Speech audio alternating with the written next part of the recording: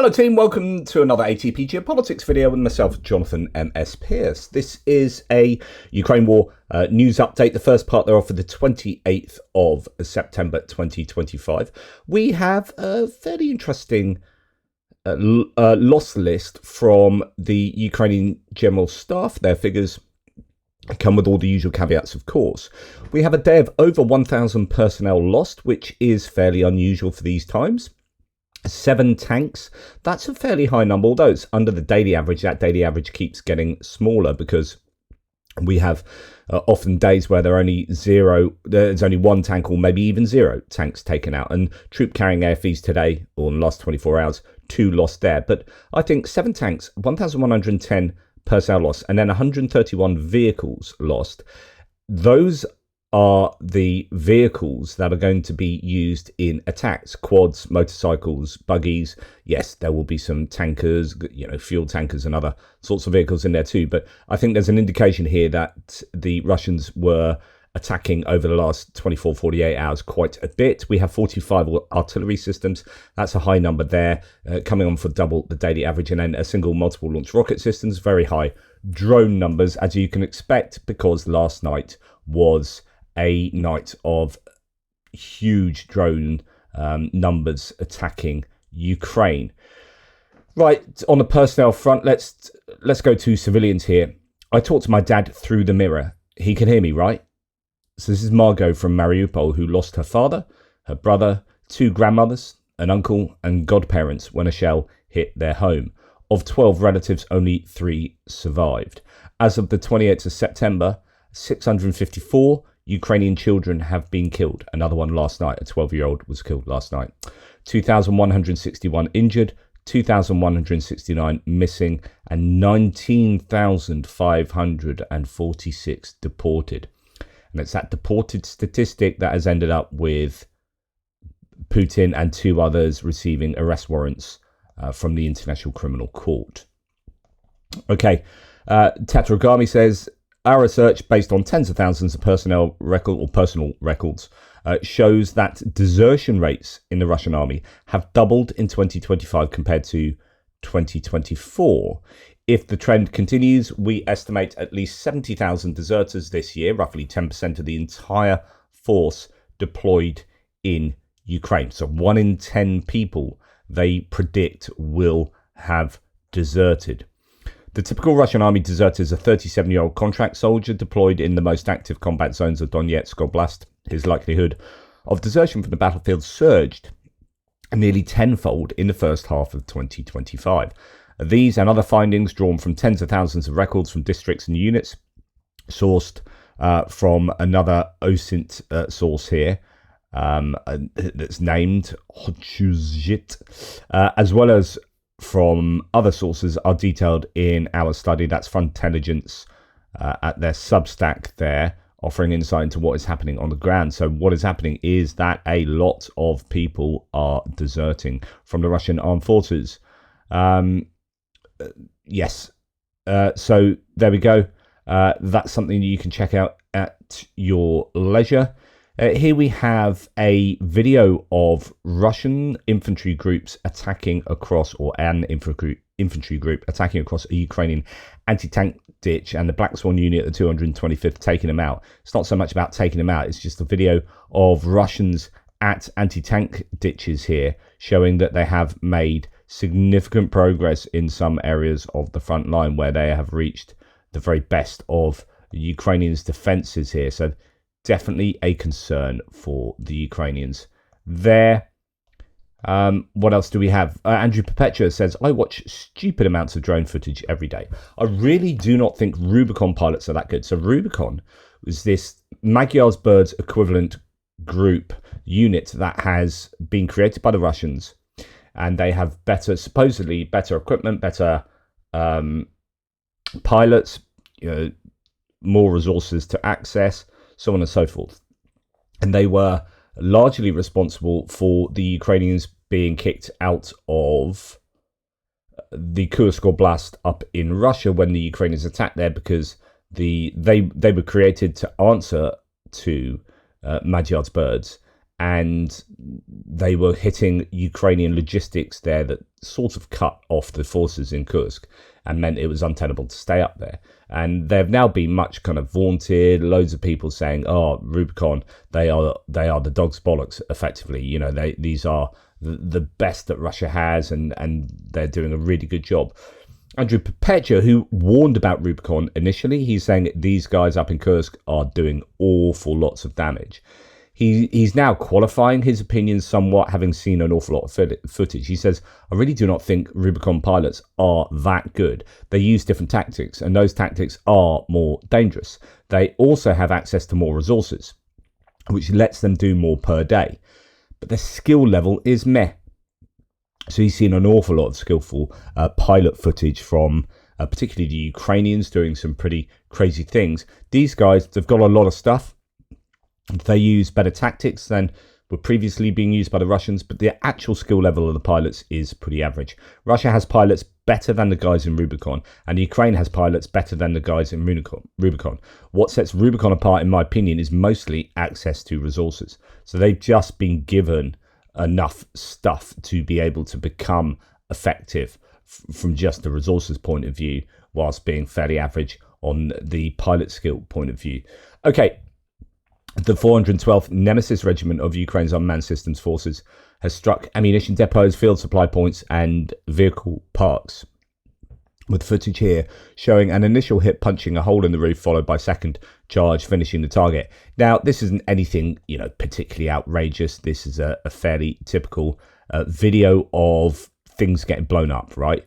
But I think it is worthy of note that the Ukrainians are using their drones to really cause quite a bit of damage and carry, I think they've got more purpose-built munitions as well. So right at the beginning of the war, when they started using drones or drones to drop bombs, they were kind of scrabbling together stuff to build IEDs and drop those, and there'd be like hand grenades, whatever they could get their hands on type thing. And now I think they've got this production line whereby they are producing munitions that are specifically built for these drones, and the munitions are getting stronger, more effective, and they're using them more effectively.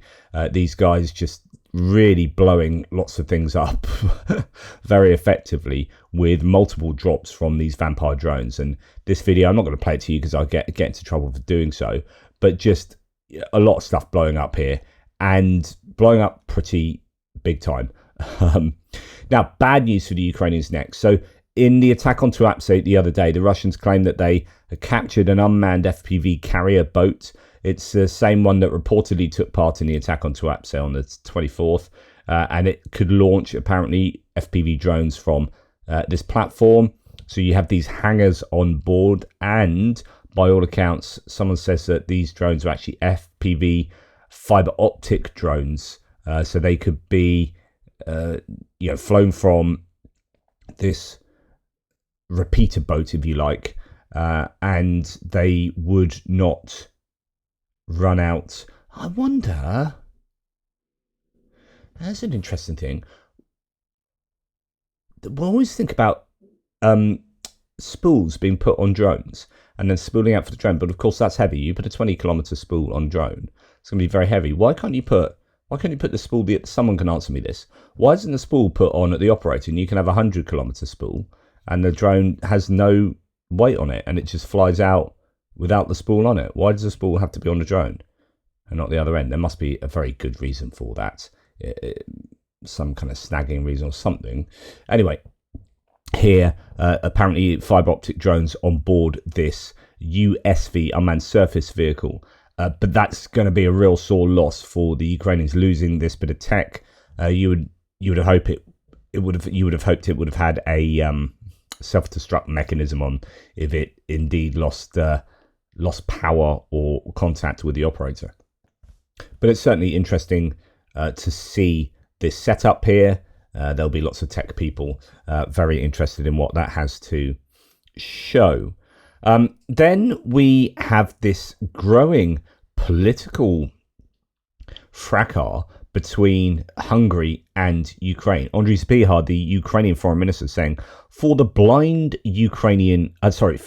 Hungarian officials. So already, quite combative there. This is the exact route of yesterday's drone incursion from Hungary, so 2 days ago, into Ukrainian airspace. Our armed forces have gathered all the necessary evidence, and we are still waiting for Hungary to explain what this object did in our airspace. So actually 2 drones across the border, 2 Hungarian drones, one quite deep inside Hungary, flew in a straight line and then did some kind of circuits, and then another one much closer to the Hungarian-Ukrainian border. Then you have this interaction between Sybiha and Peter Shiharto. So Vladimir Zelensky, and Zelensky indeed, but Zelensky started it by saying the commander-in-chief also reported, and this is on the 26th, on recent drone incidents along the Ukrainian-Hungarian border. Ukrainian forces recorded violations of our airspace by reconnaissance drones, which are likely Hungarian. Preliminary assessments suggest that they may have been conducting reconnaissance on the industrial potential of Ukraine's border areas. I instructed that all available information be verified, that urgent reports be made on each recorded incident. To which Peter Shiharto, the Hungarian foreign minister, said, President Zelensky is losing his mind to his anti-Hungarian obsession. He's now starting to see things that aren't there. To which Andriy Sybiha, the foreign minister from Ukraine, said, we are starting to see a lot of things, Peter, including your government's hypocrisy and moral degradation. Open and covert work against Ukraine and the rest of Europe, serving as a Kremlin lackey. No amount of your attacks on our president will change what we and everyone see. That's a really, as I say, combative exchange there. And Andriy Sybiha is not pulling punches. So as Kevin Rothrock says, wow, things are turning especially sour between Ukraine and Hungary as Zelensky accuses the Hungarians of breaching Ukrainian airspace with reconnaissance drones, prompting the back and forth between foreign ministers.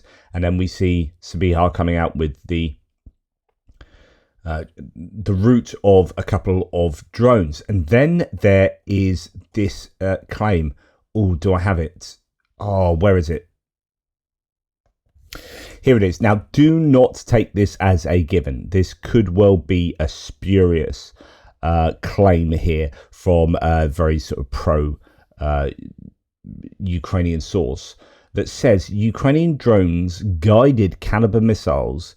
Sorry, Hungarian drones. Hungarian drones guided caliber cruise missiles to the American Flex factory. Do you remember that American factory that was blown up fairly near to the Hungarian border, recently destroyed at Mukachevo? Next week, evidence will be published and sent to Washington. Orban, get ready. Now, I don't at all know about know of any evidence to support this as of yet. I mean, the claim from this source is that evidence will be sent to Washington. But yeah, the claim is out there that Hungarian drones have helped to target, in this case, American commercial property near the Hungarian border. But yeah, take it with a huge pinch of salt, of course. Now, Russian media are already reporting that the collision the other day that I reported, where a truck ran a red light at a level crossing and a train smashed into it, and it caused a massive explosion, as you can see on the screen at the moment. There were 18 cars involved, rail cars, 14 of which were filled with fuel, I believe. And yeah, huge problem caused there. Now, there is, again, a claim, pinch of salt. Russian media are reporting that yesterday's collision with a railway echelon trailer was not an accident, but a well-planned sabotage operation carried out by Ukrainian special services. This is almost certainly a case of the Russians not wanting to see this as some kind of horrendous cock-up, but as the Ukrainian special forces attacking this kind of civilian infrastructure here or something like that. The incident occurred near the Belarusian border. Anyway, that's what some Russians are saying. And now going back to definite sabotage, Atesh agents have carried out sabotage on a railway near Volnovakha, disrupting the supply of ammunition, equipment and personnel. Volnovakha is a key supply hub in the Zaporizhia and Kherson directions. So this is the railway near Vuhledar, where it is pretty key, very close to the front line. Has been, although the front line is inching further away from it, particularly in the area you can see the pin. Nonetheless, this is a very key railway that kind of both feeds Kherson and gets fed by Kherson. So, the back and forth here right across the occupied territories is super important. But it's also pretty vulnerable and has been hit a number of times. That's probably what these red crosses refer to. So the Russians have built this alternative railway line that goes through Mariupol and Berdyansk down here and closer to the coast. But nonetheless, in this case, saboteurs are active there, as well as Ukrainian drones and strikes along that railway line, and indeed on many other railway lines. You can see right back here, they've really made a concerted effort to take out railway infrastructure over the last 6 weeks or so. Right, okay, on to distant strikes. And it was a horrific night last night for Ukraine. A massive set of drones and missiles sent in. I'm going to look at missile numbers. Do you know what? I talked about this yesterday. I said, oh, look, the Russians haven't sent missiles in for ages. So I'm going to check that tomorrow. I don't know if you remember. I'm going to check the stats for missiles tomorrow. And then that night, a whole bunch of missiles are sent into Ukraine. Oh, look, it's on cruise missiles. So we can see that you don't get the huge, I'll just remove my face for a second, you don't get the huge spikes that you used to see previously. Indeed, even like the fairly routine, sizable attacks of, say, 60 missiles at a time. I mean, last night we had a really bad night for the Ukrainians, and there was probably just over 40 missiles sent. So it looks like 45 missiles sent there, and of course not all 45 were shot down, so these only mark the shoot downs. So we'll probably have to wait till tomorrow. There are no missiles included on this list from last night. So if they were sent later in the night, the cutoff time of halfway through the night will miss out on those. But you can see that the Russians aren't sending big waves of missiles, but at the moment they are a little bit more consistently sent. So fewer, more often. And I wonder if that comes down to the carriers. So they might have around about the same number of missiles they could fire, but they might not have the ability to fire those missiles. So Operation Spiderweb, taking out all of those planes, I think has affected Russia's ability to do wide-scale missile strikes. The Ukrainians might have hit the missile production facilities as well, but I think this is really down to the carriers. The ships as well from Novorossiysk might not be able to fire those missiles like they used to. Both the ships and the submarines. I don't know if we've seen so many fired from the Black Sea. Let's have a look down at this infographic. And actually, there's no missiles sent from the Black Sea. All the missiles are sent from across the border.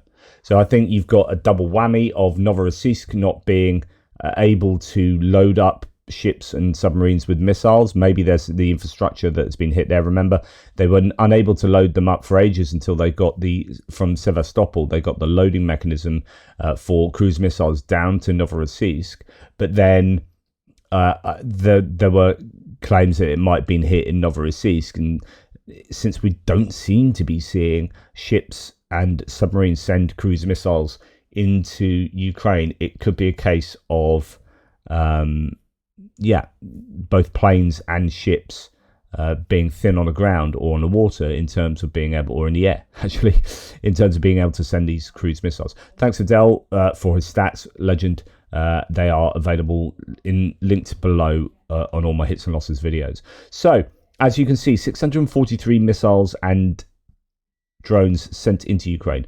566 out of the 593 drones were shot down. So that's not a bad interception rate considering the number of drones that there were. And 2 out of 2 reactive drones, 0 out of 2 Kinzhals, 35 out of 38 KH-101 cruise missiles. So that's a pretty good interception rate there. And then 8 out of 8 caliber missiles. So that's not bad interception rates. It's just the 2 Kinzhals and a few KH-101 cruise missiles. And let's have a look. We've got 566 divided by 593. That's a 95% interception rate, 95.4%. That's a really good interception rate. But of course, when you have more drones getting sent, even if the interception rate is very good, you're still getting, 27 drones? And that's what I keep saying, that there seems to be about 27 drones getting through on any given night. So that they will still hurt. And remember, what goes up must come down, because we have, this is a bit of video footage of a drone that's been shot down, and you've got some flaming wreck coming down to the ground. So that will cause a problem if that drops into an urban area. That's supposed to be over Kiev. I don't know if that's over the city or over the region.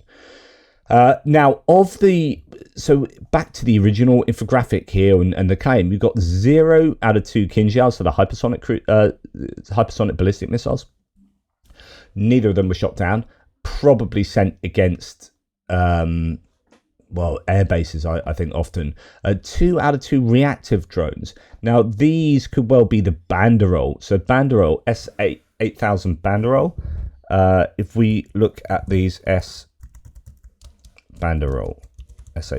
Banderol, this is like a cheap and cheerful cruise missile that the Russians have developed basically just now.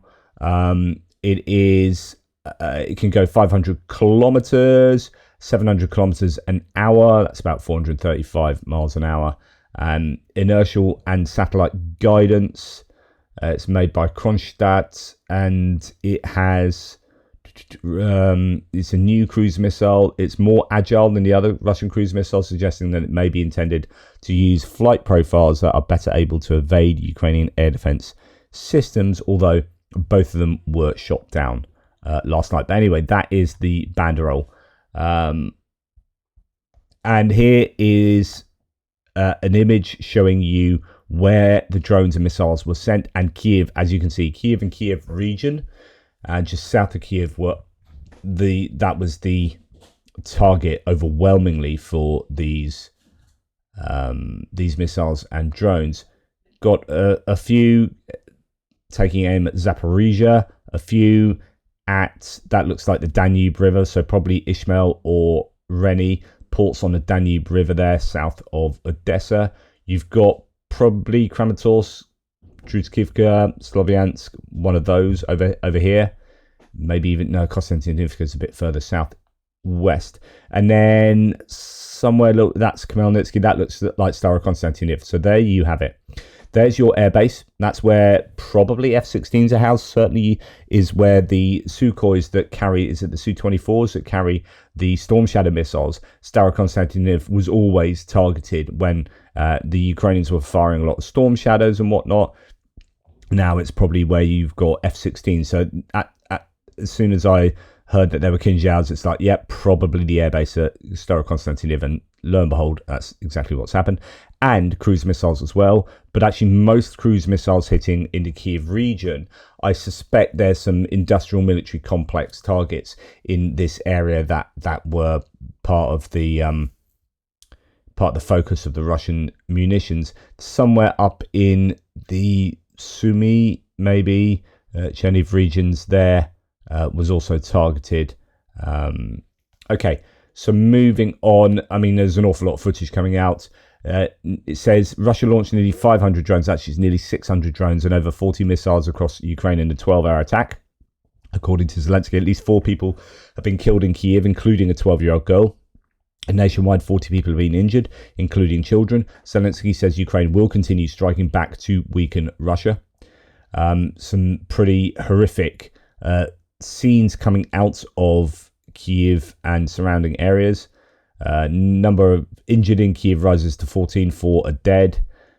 Video from Petropavlivska and Bolshahivka. They're showing buildings entirely razed, and they look entirely civilian as well. So more footage, more images here coming. I mean, that's just horrendous, isn't it? That doesn't, to me, look like a viable target for during a war. That looks like civilian infrastructure completely taken out there. And then more apartment blocks hit. Now, of course, we don't know whether some of these will be as a result of air defences, electronic warfare interceptions and air defence interceptions. Cruise missiles are now in Ukraine, said Tim White last night, but even before that, Kiev has been badly hit by a huge drone attack. He said during these attacks last night, 4 districts in Kiev region have been affected so far: Bucha, Festiv, Obukhov, and Biletserkva. We'll come to that a bit later. So lots of images were coming out last night from Kiev. Tim White dutifully recording these as it happened. Zaporizhia was also badly attacked, and we'll come to that a little bit later. A school, petrol station, typical stuff that you would be trying to take out in a war. Schools, those pesky children learning. Multi-story buildings there, and then we're going back to Kiev here. Biletserkva, a town to the south of Kiev, in the south of the region. That's probably what you're seeing here from the infographic. That'll be Biletserkva, among other places. So lots of imagery coming out from there. Hospital is on fire in Kiev, says the mayor Vitaly Klitschko, and there may be casualties. 1 floor of the building in Solomyansky district is burning, believed to be seen here. So hospitals, schools, civilian infrastructure, no doubt, of course, military infrastructure as well, and air bases targeted, but we're unlikely to hear about the successes the Russians have had in those contexts. The Ukrainians are pretty good at operational security. So a whole host of people being injured, sadly, at the moment 4 dead, one of which is a 12-year-old girl. And just all sorts of imagery coming out all through last night and into this morning. Tim White is one of the best out there for detailing these, so go and give him a follow, particularly on Blue Sky if you could. Here are the official images coming out from Ukrainian emergency services. So some kind of logistics hub hit there. All of those trucks taken out in one fell swoop, it appears. Local channels showing a Russian Shahid striking a shopping centre in Biletserkva. So that is another civilian target. Schools, hospitals, shopping centres. Emergency crews are on the scene. Casualties are likely. And that was caught as it was struck there. Massive Russian missile and drone attack on Ukraine tonight, said Anton Gerashenko. Drones and missiles on Kiev as well. Explosions heard in the city.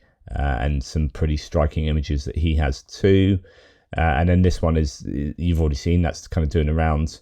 5-story building was damaged. What do we have? Kiev suffered hits and fires in Solomyansky, Sviatoshin, Holosivsky and Dniprovsky districts. A 5-story building damaged. Zaporizhia hit with major fires. Civilian deaths are reported, including that 12-year-old girl, as we mentioned. And more imagery coming out of Kiev of destroyed civilian or damaged civilian infrastructure, as we understand. Then, there's a fire breaking out at after a Russian attack. So that looks right in the middle of a Kiev urban area there. And then Zaporizhia, 22 are known to be injured there. Lots of imagery coming out from Zaporizhia too. This one on the right is Zaporizhia, possibly that building that you see on fire there. That's what it looks like now. This really worrying coming from a Russian source near Kherson. This is how Russian bastards struck Kherson, says Max25. So the Russian source says, our people are in place. We are alerting the emergency services that will be involved in the cleanup. You are guaranteed to be a priority target. Guaranteed.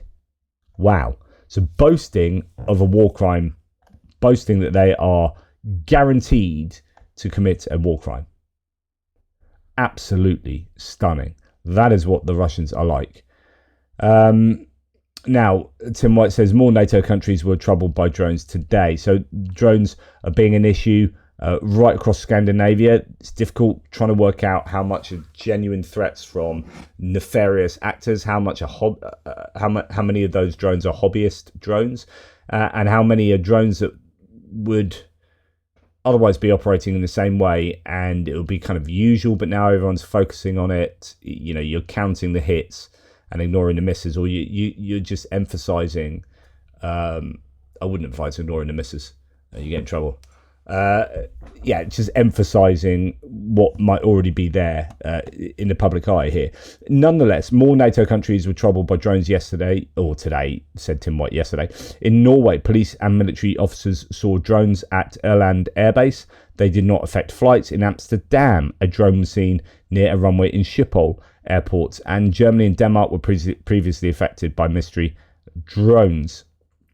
So this seems to be a growing problem. Norway, Russian drones detected over Ørland Air Base, where F-35 stealth fighters are stationed, says Igor Shishko. Russia is identifying key targets across Europe for decapitating strikes to kick off a ground invasion of the Baltic states, says Shishko. I mean, I don't know whether you can definitely draw that conclusion here. Whether Russia actually does that is up to what Europe does now. Well, I'm interested to know, because there are evidently drones being spotted. Here's another unidentified supposedly Russian spy drones detected over Karlskrona naval base, the largest naval base in the country. I reported that yesterday. So that there's Sweden, Norway, Denmark, and then you've got Germany, and then possibly other places as well. Then you hear this. So this is Michael Weiss, who is a journalist, reports often on the war in Ukraine, referring to Danish news outlet saying the Oslo Carrier 3, which is a Norwegian cargo ship that you might think, it's a Norwegian cargo ship that's hanging around. That's probably not up to anything dodgy, because it's a Norwegian ship, right? It's close to Copenhagen. It was close when drones shut down the airport there. Turns out that the Oslo Carrier 3, this Norwegian cargo ship, is actually owned by a company with a Kaliningrad branch, and the branch director is a Russian citizen connected to the RSB group, the Russian private military company. So nice work done by the investigations from danwatch.dk. So you can, I guess, draw a connection between some of these ships that are hanging out and the Russians. There's been a claim about another Russian ship called the Yantir, I think it is, that has just been circling around Europe, just doing spy work. And it's incredible how brazen the Russians appear to be. Now, Zelensky has said that Russia had launched 92 drones to attack Poland on September the 10th. You know when those 19 drones got through, or however many people claim they're differing numbers? The claim from Zelensky is actually they sent 92 drones. Their flight paths were coordinated and deliberate. Ukraine was able to intercept all 73 over Ukrainian territory, but the remaining 19 entered Polish airspace from Belarus. So the ones that were going to go to Poland over Ukraine were stopped by the Ukrainians, but they were going for Poland, claims Zelensky. George Barros from the Institute for the Study of War. Russia committed an act of war against Poland when it attacked the NATO member with drones. Putin's former policy advisor Ilya asserted that Poland rightly tried to invoke NATO Article 5, but was denied by the US. Interesting. Okay, so moving on to other bits and pieces. I'm not going to show you this, but just typical stuff. I mean, I've seen so many horrendous things coming out from the Russian armed forces, from these units on the front line, whether it be tying people to trees, putting them in holes, beating them, consistent beatings. This is the first one where I've seen someone hung upside down and just beaten by a bunch of people. You're like, what are you doing? Anyway, just pretty horrific. That kind of behavior continues. Ukraine has warned against raising the Russian flag at the 2026 Paralympics after the IPC has reinstated Moscow and Minsk. So Russia and Belarus have been reinstated into the Paralympics, it seems, and there will be, all is forgiven, all is forgotten. Yeah, I know the war's still going on. I know you're still committing war crimes against the Ukrainians on a daily basis. I mean, goodness me, it happened last night. Yeah, we can see that. Anyway, Welcome back into the Paralympics, guys. Welcome back in. Come and join the fold, and we can have tea and crumpets together. The Russian Paralympic Committee hailed the IPC's decision to reinstate the membership rights of Russia and Belarus, calling it a fair decision. Ukraine is less than happy with that, though. Now, this is happening all too often. I don't repeat on them all, as I keep telling you, but I've been repeating on a few of them lately because I think there is a really challenging pattern. The Ukrainians are really suffering because there are so many collaborators under the surface. In the Kiev region, the SBU, the SPU, have uncovered an FSB mole in one of the energy companies. The detained IT specialist was passing to the enemy the coordinates of underground data backup centers and gas turbine generators so that the Russians could cut power to Kiev.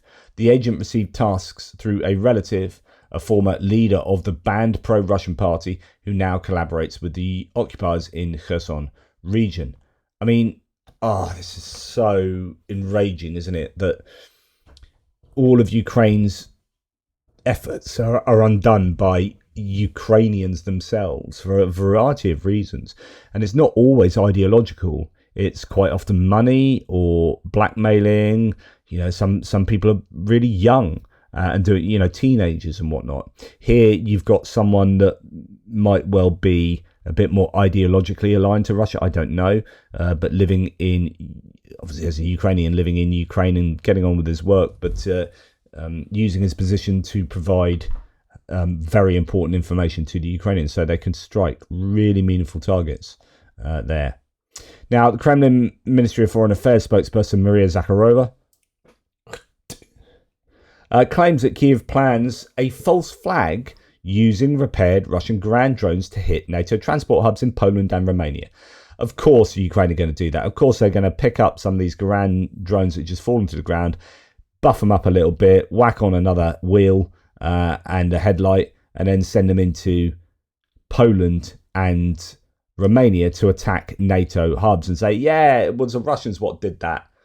The Ukrainians are never going to do that. But of course, the most plausible explanation of Zakharova saying this is projection, which is that if the Russians claim the Ukrainians are going to do this false flag operation, it means that the Russians are priming the international audience since they are going to do this themselves, alleging the drones were fixed in Lviv and moved to Yavoriv, and they're going to be sent there into Romania and Poland. Of course, Maria, of course. Then we have Sergei Lavrov in the UN. Now, there's a brilliant image. In fact, I'm sure I've got it here. There's a brilliant image of his speeches to the UN, and there is lots of imagery of things getting hit in Kiev. Ukraine says it's ready to share its drone technology with Australia. Interesting. Here it is. This is the UN audience that was watching Sergei Lavrov. There's hardly anyone there. Brilliant. It's probably Burkina Faso, Mali, Niger, and that's about it. North Korea, China. Yeah, anyway, to a pretty empty audience, he said that Lavrov at the UN once again repeated Moscow's usual delusions. Ukraine should forget about the 2022 borders. That's pretty telling. Like, this is real aggressor and imperialistic rhetoric here. Like, Ukraine will not get its lands. We will not give them borders even for 2022. Like, that's just telling everyone that they are invaders. I mean, it's obvious that that's what they are. But when you get certain people kind of defending that and saying, well, it's NATO expansionism. NATO expansionism doesn't give you the permission to go into another country and invade it and take parts of the country and then say at the UN in a brazen fashion, yeah, they ain't getting that back. Ukraine ain't getting that back. So, Ukraine should forget about the 2022 borders. NATO is encircling all of Eurasia. Germany is re-Nazifying. And if NATO dares to intercept Russian flying objects, it will regret it. Absolutely outrageous. He claimed Russia never attacks civilians. Ha! Ha! Or sends drones at NATO or EU states while insisting Ukraine won't regain its land. He delivered this recycled Kremlin script in front of a nearly empty UN hall. Another reminder of how isolated Moscow truly is.